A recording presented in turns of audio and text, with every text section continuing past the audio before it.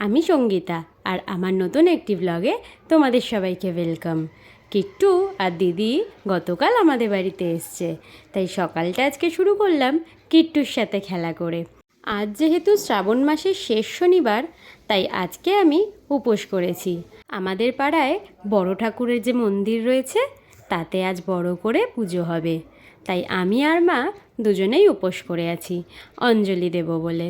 দিদি ওদিকে ব্রেকফাস্ট করছে, তাই আমি ভাবলাম কিট্টুর আজকে অয়েল ম্যাসাজটা আমিই করে দিই।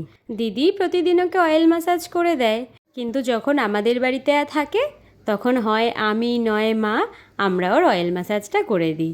আমাদেরও বেশ ভালো লাগে।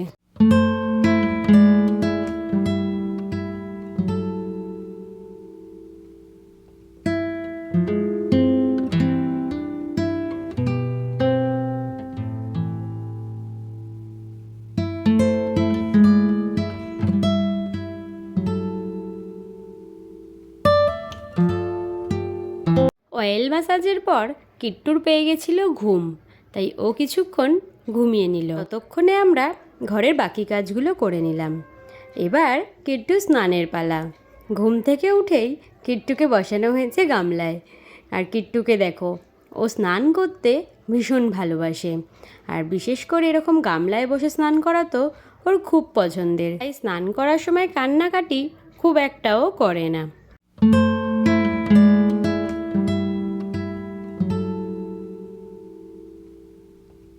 কিট্টুর এই আদরটা খেতে আমার খুব ভালো লাগে। কি সুন্দর ও গাল ধরে আদর করে দেয়। আমিও স্নান করে নিলাম। এবার ঘরে আগে ঠাকুর পুজো দিয়ে নিই, তারপর যাব মন্দিরে পুজো দিতে।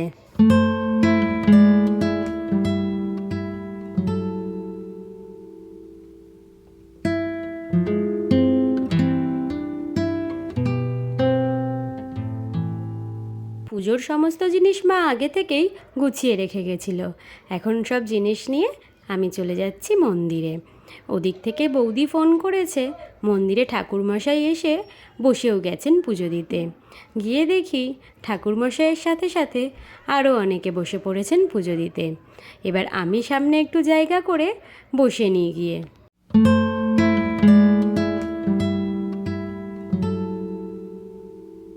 পাড়ার যত কাকিমা জেঠিমা বৌদি দিদি সবাই আছে, সবাই মিলে এই পুজোর আয়োজন করেছেন। এই যে মা সামনে বসে রয়েছে, এখানে এই যে বৌদি বসে আছে, আর সামনে হলো এই আমার দিদি হয়, আর নীল শাড়িতে যিনি আছেন উনি আমার জেঠিমা।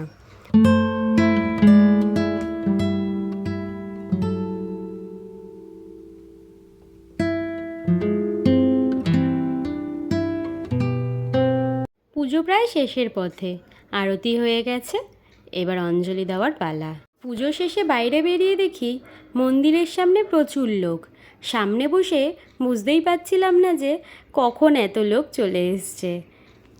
বাইরে একটা আলাদা জায়গাতে ধূপ মোমবাতি দেওয়ার ব্যবস্থা করা আছে। বাবাকে নিজের মনের ইচ্ছা জানিয়ে বাবার নাম স্মরণ করে এখানে ধূপ মোমবাতি জ্বালিয়ে দিলাম।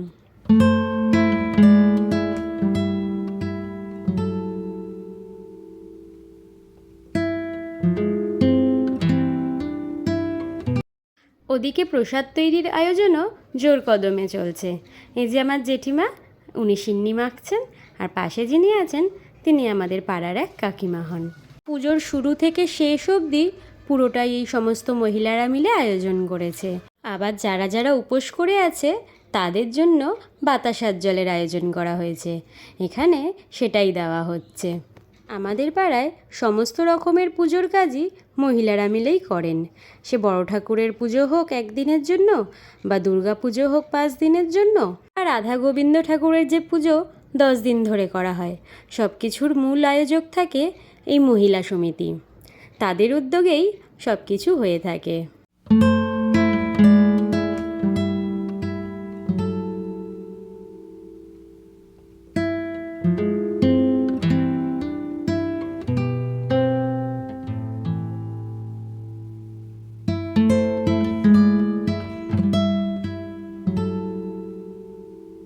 আমি আর বান্টিদি মিলে এখানে চাল মাখা প্রসাদটা তৈরি করে নিচ্ছি। বড়রা বড়দের কাজটা করুক, আমরা যারা ছোটরা আছি আমরা এই ছোট ছোট কাজগুলো করে নিই।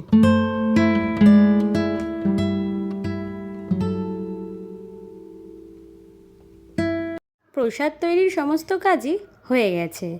এবার প্রসাদ বিতরণের পালা। সবাইকে প্রসাদ দেওয়া চলছে এদিকে। আমিও ওদিকে একটু সিন্নিটা খেয়ে নিই। সারাদিন উপোস করে থাকার পর এই সিন্নি প্রসাদটা যেন আমার কাছে অমৃতর মতন লাগে। বান্টিদির কাছ থেকে একটু চাল মাখা প্রসাদ নিয়ে নিই। আজকের মতন এতটাই। দেখা হবে পরের একটা ব্লগে। ভিডিওটি ভালো লাগলে লাইক কমেন্ট করে দিও আর সাবস্ক্রাইব করে পাশে থেকো।